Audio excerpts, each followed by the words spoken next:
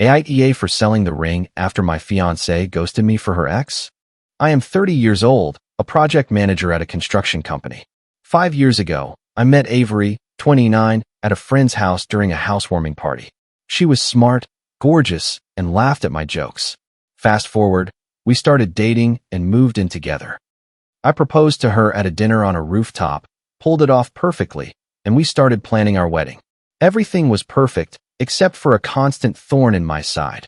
Brielle, Avery's best friend since college, a self-proclaimed guardian of enlightened feminism. Picture a girl in yoga pants 24 hours a day, constantly posting inspiring quotes on Instagram, and always having something negative to say about me. She rolled her eyes every time I spoke, like it was her full-time job. My brother Marcus never trusted her. The first time he met her at a family barbecue, she started lecturing him about toxic masculinity while he was grilling burgers. He looked her dead in the eye and replied that the only toxic thing he saw was whatever she put on her eyebrows to make them look like two slugs ready to fight. Avery was furious, but I almost choked on my drink. Brielle was perpetually single but considered herself a relationship expert, tasked with protecting Avery from her mistakes. Yes, that kind of person. Avery always defended her, saying she just means well. But all the guys in our friend group knew the truth. Brielle was the kind of friend who sabotages relationships to keep her loved ones single and miserable like her. At every group outing, Brielle found a way to pull Avery aside for her ultra-intense whispered conversations.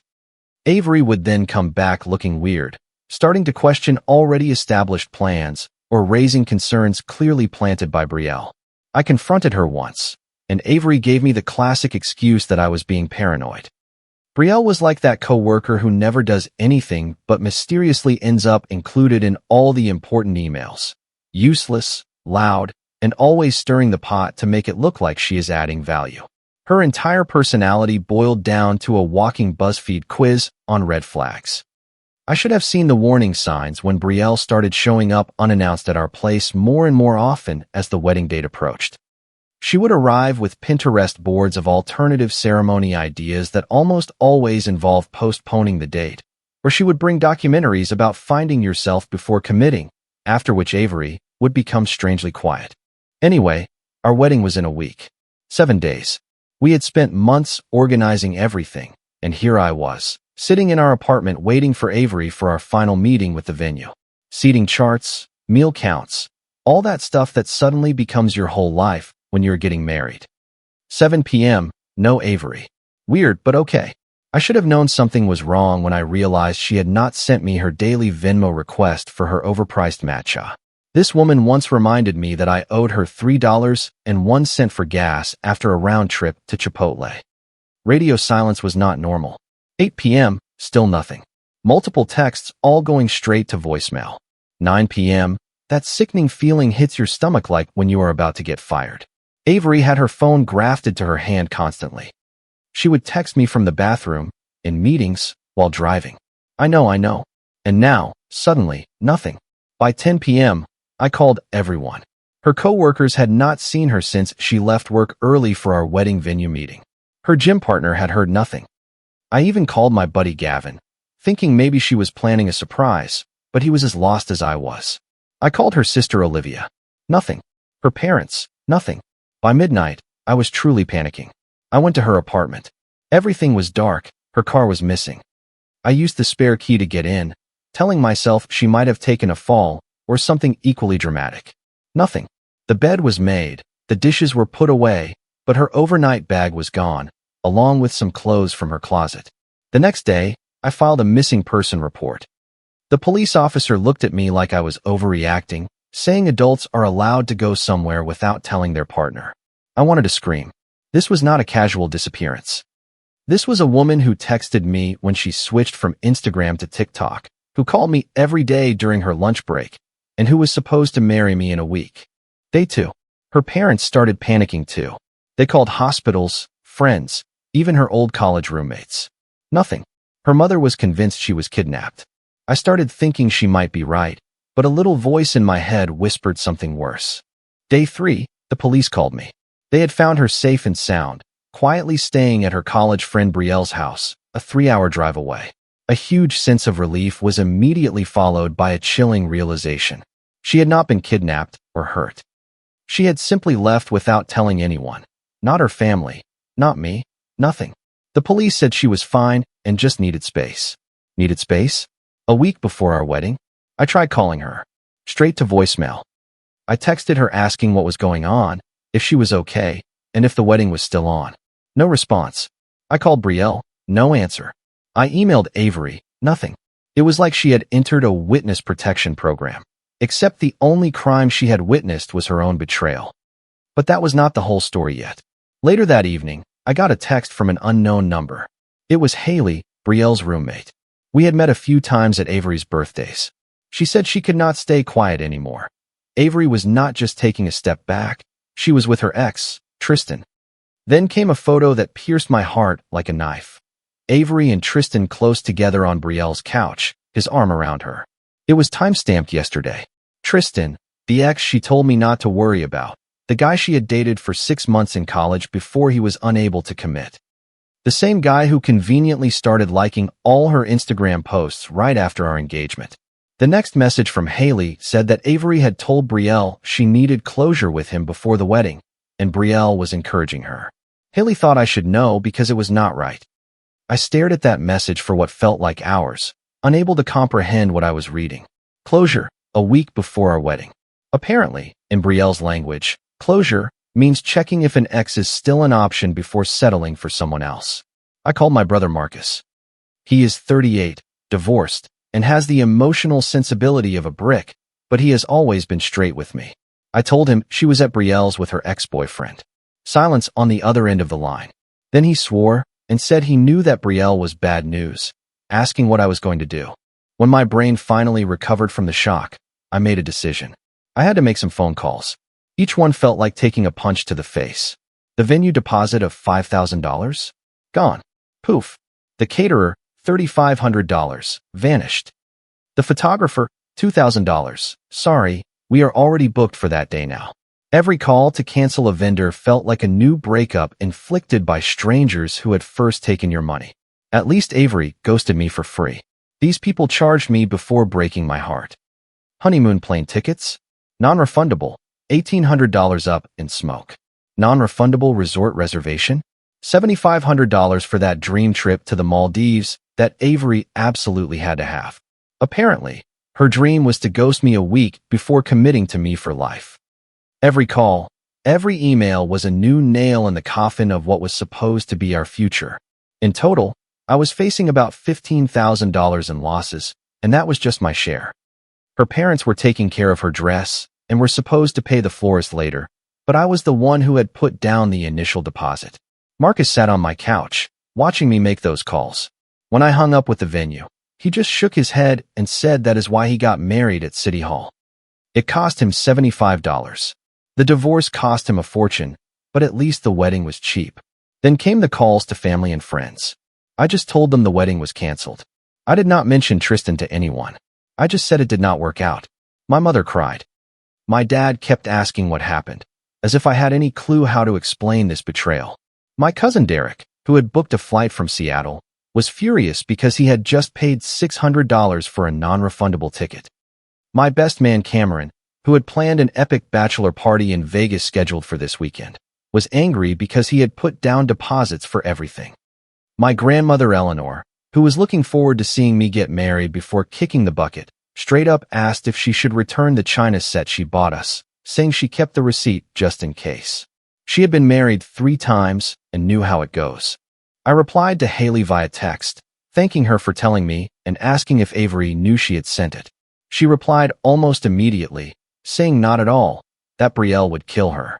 She said Brielle had been telling Avery she deserved to explore all her options before settling down. Brielle had been trashing me for years and had convinced Avery she was rushing into marriage. Great. So while I was picking out wedding cake flavors, my fiancée was getting her head filled with garbage against me by her toxic friend and reconnecting with her ex-super. Then there was the ring. A 1.5 carat, vintage-inspired cushion cut. Her dream ring. It had cost me $15,000. I took it to a jeweler and got $9,800 for it. Less than I hoped, more than I feared. That money went straight to offsetting some of my losses, which remained massive. The jeweler, an older man named Isaac, gave me a knowing look when I brought it in. He guessed she had changed her mind. When I nodded, he sighed and said it happens more often than I think. He had a guy last week selling back a ring he bought 3 years ago after finding out his wife was having an inappropriate relationship with her CrossFit coach. He told me life can be tough. I packed up absolutely all of her belongings that were in my apartment. Photos, clothes, that stupid teddy bear she won at a carnival. Boxed up, labeled, and ready for the day she finally decided to show her face. I even found one of those self-love crystals in my drawer, the kind that is supposed to ward off bad energy. It must have expired right before she ran off with her ex. I should have taped it to the door as a boomerang gift. I also printed the photo Haley had sent me and slipped it into the box with our wedding invitations. A little time capsule of betrayal. Marcus helped me pack. He picked up a framed photo of us and sneered, saying that is the face of a man who does not know his fiancée is about to disappear like Houdini. He said I should have been suspicious when she put that live, laugh, love sign in my bathroom. While going through her things, I found a journal she had left behind. I am not the snooping type, but given the situation, I figured all bets were off. Flipping through it, I found entries from 3 months ago where she talked about running into Tristan by chance at a coffee shop and how it had rekindled old feelings she needed to analyze. There were entire pages about Brielle encouraging her to explore her emotions before getting married. Reading those words felt like being stabbed repeatedly. She had planned everything. This was not a simple last-minute panic attack. It was a calculated decision to test drive her ex again before committing to me. And Brielle, that manipulative snake, had been the architect of this whole mess. I added the journal to the box of her things. Evidence, not that I needed it for myself. Haley's photo was damning enough, but it was there just in case someone tried to spin a version where I was the villain of the story. Day 4 of the runaway bride saga, and still no direct contact from Avery. Her parents were calling me now, demanding to know why I was canceling everything without giving her a chance to explain. I told them their daughter was at Brielle's, intentionally ignoring my calls, and had effectively abandoned our wedding. I did not mention Tristan. That was not my story to tell. Her dad, Randall, even had the nerve to say young people sometimes get cold feet before the wedding, that it is normal, and that I should be more understanding. Understanding? I literally had to file a missing person report because his daughter did not think it was useful to send a text before leaving to meet her ex a week before our wedding. But sure, I am the unreasonable one. 5 days of silence, nothing from Avery. Then the final bomb drops. I am at work, in the middle of a meeting with a client. My coworker Monica pokes her head through the door, apologizing and saying there is a visitor claiming it is urgent. I go out to the reception area, and there she is, Avery, eyes swollen, hair a mess, looking like she had been crying for a week. She called my name with a voice thick with sobs, trying to step closer to hug me. I stepped back and asked what she was doing here, keeping my voice low. Monica at the reception desk was suddenly extremely focused on her monitor. Avery whispered that we needed to talk, with tears in her eyes, begging that this was all a horrible mistake. A mistake? Ghosting your fiancé and your family a week before the wedding to go see your ex is not a mistake. Forgetting to buy milk is a mistake. This was a tactical nuclear strike on our relationship. She said she knew. She panicked. She got scared. She claimed Brielle said some things and she lost her footing, did not know how to face me, and was ashamed. She said she still loved me and wanted to fix things, reaching for my hand. I pulled away. I asked her in disbelief how she planned to fix things, telling her there is nothing to fix, it is over, and the wedding is canceled permanently. Her face crumbled, then hardened. She said I could not do that without consulting her, that it was our wedding and our plans. I reminded her she abandoned those plans when she disappeared. She raised her voice and said she needed space, a little closure, and accused me of never understanding that, always checking up on her and wanting to know where she was. I sarcastically replied that now I am the controlling boyfriend because I wondered where my fiancé disappeared to a week before our wedding. I asked if Brielle would also be at the rescheduled wedding. Avery's eyes widened slightly as she defended Brielle, saying she was just trying to help her sort out her feelings and always looked out for her. I flatly agreed, saying her feelings led her to some interesting places. She looked confused for a second, then quickly composed herself, saying she just needed time to think and be sure, and that I owed her that much at least. I told her no. After 5 years together, she owed me an explanation, not the other way around. I told her I owed her absolutely nothing. She snapped, the mask slipping, calling me completely unreasonable and saying not everything is about me. She claimed she was under so much pressure with the wedding planning and told me to try managing all those expectations to see that it is not fair. Translation: Tristan was not interested in getting back together, so I am plan B. No thanks. Listening to her, you would think she was the one who got dumped, as if I had wronged her by daring to cancel a wedding after the bride vanished into thin air. It was an impressive level of delusion.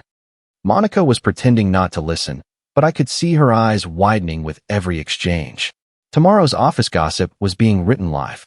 I told Avery I was in the middle of a meeting with a client and could not deal with this right now. She scoffed, saying my job is always more important than our relationship. I almost burst out laughing because it was so absurd. Our relationship?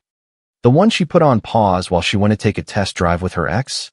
She went pale and asked what I was talking about. I told her I knew about Tristan. The look on her face was priceless. First shock, then guilt, then that desperate calculation of someone trying to figure out exactly what I know and how to flip the script. She stammered that it was not what I think, that she and Tristan just talked like friends, and Brielle thought it would help her get some perspective. I asked her perspective on what? On the fact that she was settling for me, so she had to see if he was a better option? I pointed out that she got her answer because she was here, which strongly suggested Tristan was not interested in round 2. The tears started flowing again right on cue. She called me cruel, saying she made a mistake, was confused, and scared. I told her I sold the ring and we were wasting our time. That stopped her dead in her tracks. Her jaw literally dropped, as if in a cartoon. She asked what I did. I repeated that I sold it, reminding her I had lost over $15,000 in non-refundable deposits, and the $9,800 from the ring barely made up for it, but it was necessary. She screamed that I sold her ring, claiming it was hers and her grandmother's setting was the inspiration for it. I asked how it was her ring since I bought it for a wedding she abandoned.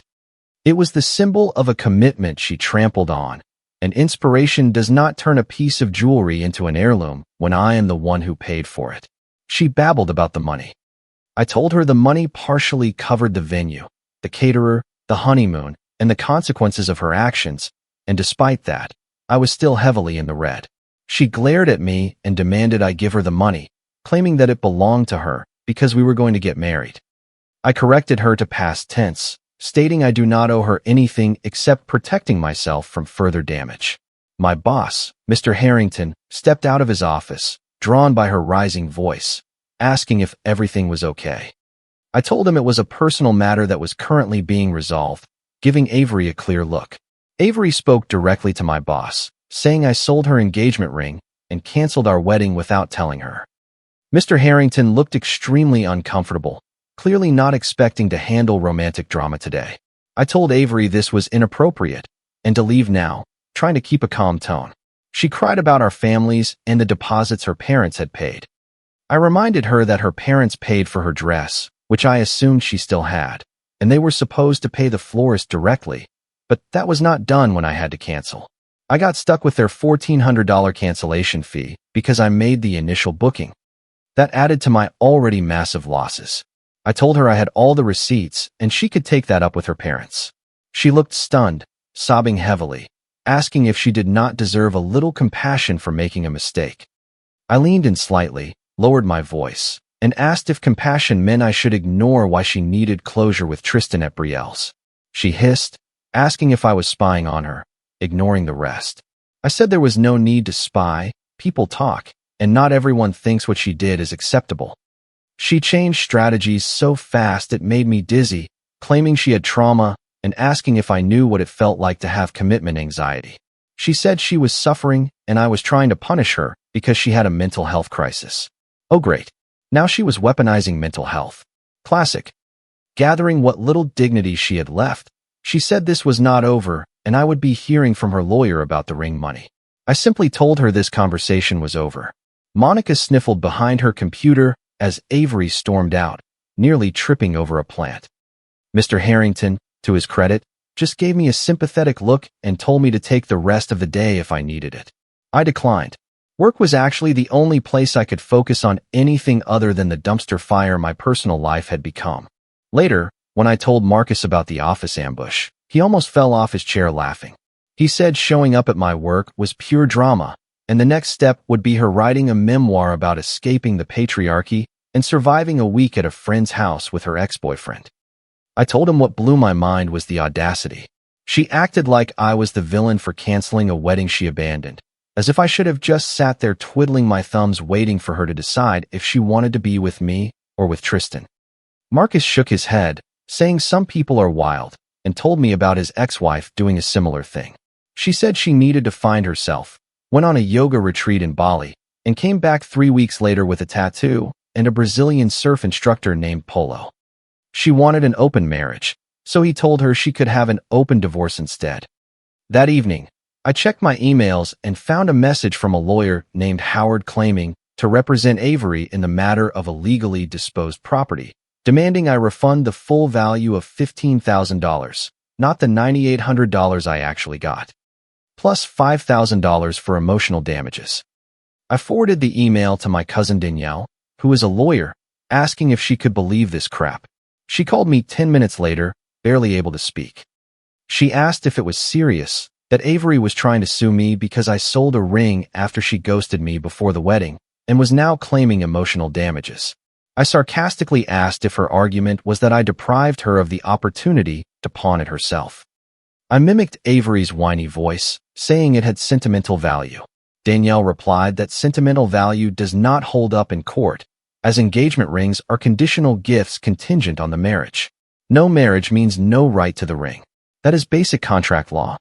She promised to draft a response that would send this bottom feeder crawling back under the opportunistic lawyer rock he came from. That night, Avery's mother called me. Let's call her Deborah. You will understand why. Deborah has always been obsessed with appearances. Polite but incredibly judgmental, the kind of person who smiles at you while insulting your entire existence. One day, she asked me if I felt comfortable in my limited career or if I had ambitions. Classic Deborah. She started with a sweetness dripping with pretense, saying Avery was at the end of her rope and completely devastated. I replied dryly that I could imagine, since making a scene at someone's workplace is exhausting. She gasped sharply and told me to listen closely, saying she would not tolerate that tone and that her daughter was the victim in this whole story. How ironic. She admitted Avery made a mistake, but said my reaction was completely disproportionate. She asked if I realized how selling her ring and canceling everything without consulting anyone makes their family look. And there it is, not a second of concern for her daughter's behavior, only for the image. She had the nerve to suggest that Avery's apology should include resuming the wedding and returning the ring money. When I called that delusional, she fell back on the argument of the ring's sentimental design value, a design picked from a catalog. Deborah reminded me that they had paid for Avery's dress and gave us $5,000 for the honeymoon.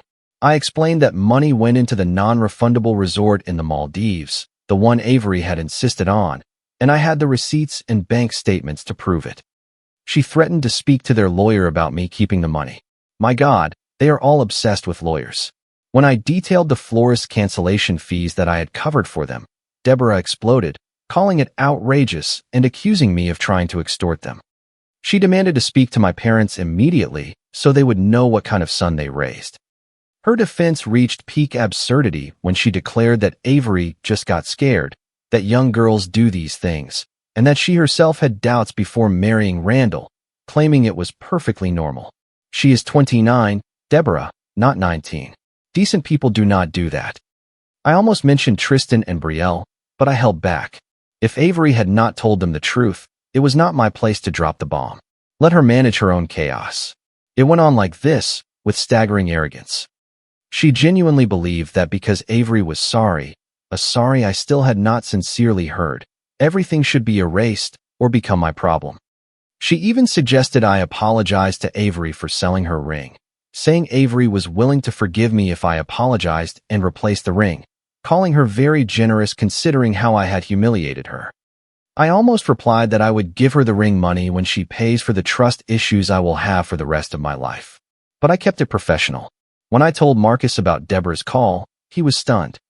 He summarized that her daughter disappears a week before my wedding, gets involved with her ex, comes back crying when he does not want her, and I have to apologize.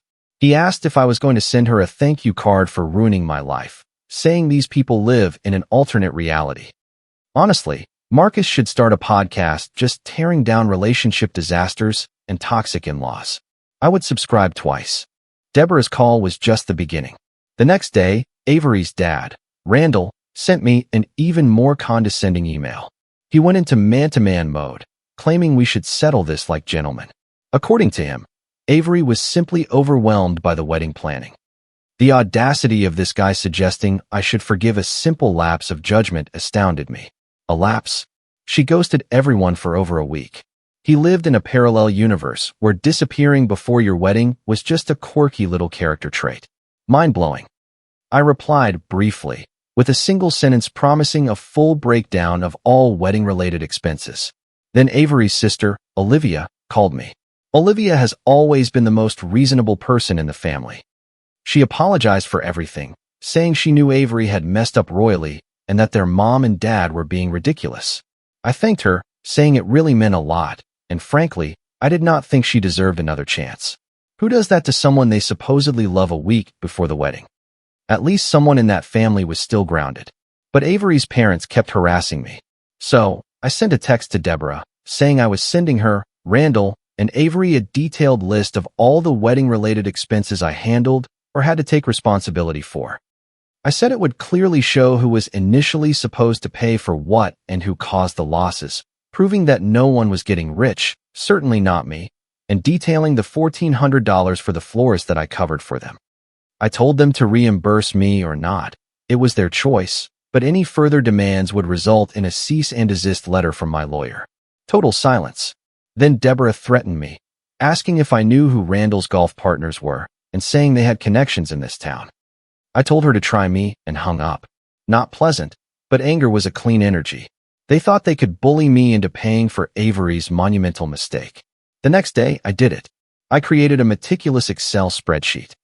Every vendor, every deposit, the dates, the scanned receipts, the florist cancellation fees highlighted, the proof of the ring sale, and the fact that it had only offset a portion of my losses. I hesitated to include the photo Haley had sent. Ultimately, I decided against it. My goal was not nuclear war, but setting boundaries and establishing the facts. But I kept it just in case the situation escalated. I sent 3 copies by certified mail with return receipt, one for Avery, one for her parents. Marcus took a look at the spreadsheet before I sent it and said it was the most beautiful get lost he had ever seen.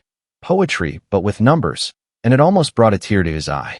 Then I texted Haley, thanking her again for her honesty and asking if there was any fallout on her end. She replied that Brielle was acting weird because she knew someone had talked to me. Avery moved out yesterday after a massive fight with Brielle. Apparently, Tristan made it very clear he was just having fun, period, and was absolutely not interested in restarting their relationship. Brielle then told Avery she deserved better than both of us. Ultra toxic. The irony. Brielle blew up Avery's life to prove some twisted point, then kicked her out as soon as things got awkward. Loyalty sponsored by TikTok therapy and $12 iced coffees. So Avery was not even staying at Brielle's anymore. After her scene at the office, her falling out with Brielle, and Tristan's rejection, she had moved back in with her parents. My Excel spreadsheet arrived right in the middle of this family reunion. The next day, I am at work. An endless day on a construction site. I get home around 7 p.m. and immediately, something is wrong. The air smells different, like her perfume. Avery had been there. I had texted her earlier to say she could come pick up her things from the boxes in the living room while I was at work, to just grab her stuff and leave. I said I would leave the door unlocked between 9 a.m. and 5 p.m. Clearly, she waited until later. I walk into my office and freeze. My custom-built gaming PC, the one I built myself, spent thousands on, the one that got me through college, is completely destroyed. The tower is on the floor, the side panel smashed, and components are scattered everywhere. Someone clearly used a hammer or a bat. The liquid from the cooling system has spilled on the floor. My hands are shaking as I pick up a piece of the graphics card, A $1,200 RTX I had saved up for months, now snapped in half. There is a note stuck to my monitor saying, "Now we are even." She thinks we are even? I see red, but I force myself to think. First, I call my neighbor Calvin. He has one of those Ring doorbells with a camera pointed at my apartment. I ask if his camera caught anyone today. He said my ex-fiancée had stopped by around 5:30 p.m., and he thought it was weird. I agreed it was weird and asked for the video. The video clearly shows Avery entering my place at 5:38 p.m. with what looks like a small sledgehammer. What in the world? She leaves at 5:52 p.m. looking satisfied. Honestly, she walked out of my place like a movie star who had just delivered the perfect final line. Meanwhile, I am standing over my graphics card like it's a crime scene. I take pictures of everything, the damage, the note, close-ups of the destroyed components. Then I text her, asking why she destroyed my PC. The 3 little typing dots appear immediately. She was waiting for this moment. She claimed she did not know what I was talking about. I asked if that was not her walking into my apartment with a hammer at 5:38 p.m. today. Silence for a minute. Then she said I deserved it after what I did to her. Perfect. Screenshot saved. I asked what exactly I did to deserve $3,000 in property destruction. She said I humiliated her, destroyed our future, and sold her ring. I sarcastically replied that this justifies felony destruction of property, thanked her for the confession, and said the police would be thrilled, especially with my neighbor's security footage. She said I would not dare and that it would be my word against hers. I sent her the screenshot of her own confession, pointing out it is not my word against hers when she admitted it in writing, and I have a video of her walking in with a weapon. I filed a police report for the PC. I had to go through small claims court to get the money back for the damages. But with the evidence I had, it was pretty straightforward. Avery tried to defend herself by saying I caused her emotional distress, but the judge did not buy it. He ordered her to pay me $2,800 for the PC plus court costs. It has been a few months now. Life goes on. After dropping that financial bomb and winning the court case, everything fell back into silence. A blessed, golden silence. No more calls from Deborah, no more ambush tears from Avery. I never got the $1,400 back for the florist. I knew I would never see it. Trying to squeeze money out of a self-righteous person like Deborah is like trying to baptize a cat. But the principle was established. The Excel spreadsheet clearly showed the extent of my financial burden, including expenses I had covered for them. Avery, on the other hand, did pay the $2,800 for my PC. The court gave her 30 days, and on the 29th day, a check arrived. No note, just the exact amount. A small victory. I also got this gem from Olivia about a month ago. She said I would not believe it, but Avery tried to convince their mom and dad to pay for a $3,000 healing retreat for her trauma related to the wedding cancellation and legal persecution. Her dad flat out said no, telling her that her healing could start by getting a job and paying back the deposits since they lost money on her dress and the alterations. Olivia said their mom is giving their dad the silent treatment and Avery is throwing a hysterical fit. Frankly, that was better than any $1,400. Entitlement hitting a family brick wall. Randall finally found his spine. Even better, Olivia dropped this bombshell. Haley sent the picture of Avery and Tristan to their mom because she could not stand the lies anymore. The mother confronted Avery, and it was apocalyptic. Avery tried to say it was innocent, just closure, but her mom did not buy it. Her dad even packed a bag and went to his brother's house for 3 days, the first time Olivia had ever seen him walk out. Marcus and I were playing Call of Duty on my new PC, upgraded thanks to the court-mandated payment from Avery, when I told him about the healing retreat. He almost choked on his drink, mocking the idea of a healing retreat for terminal entitlement and advanced narcissism. He joked that these people think reality is optional and asked if her next step was a GoFundMe for her emotional support unicorn. My life is good now. I sold our couch, bought a new one just for me, and reclaimed my space. I go to the gym regularly. Work is solid. Mr. Harrington even gave me a promotion after seeing how I handled the situation with Avery at the office. Dating is off the table for now. As my brother says, I should take my time and enjoy my freedom because I dodged a bullet that would have made Neo from the Matrix proud. She faced the consequences of her choices. As my dad always says, the best revenge is living well. She made her bed, and now she is lying in it at her parents' house, complaining. As for me, I sleep very well in my drama-free apartment, playing Elden Ring on my upgraded PC that Avery, completely against her will, helped finance. No random sobbing. No asking to talk at 2 a.m. No hair clips left around the bathroom. Just me, my controller, a fully stocked fridge, and the satisfaction of a GPU that did not have an inappropriate relationship with its ex. And as the great poet Ice Cube once said, today was a good day. Comment. I believe one of the most powerful things we can learn is how to handle being let down with integrity. It involves choosing self-respect when you feel most disrespected. Setting firm boundaries is not an act of anger, but a profound act of self-care. You cannot control how others behave, yet you always have control over your response. True kindness often means being kind to your future self by leaving a situation that no longer serves you. Healing is not about forgetting what happened, but about learning from it, so you can move forward with wisdom. Peace frequently comes when we stop waiting for an apology and start creating our own closure.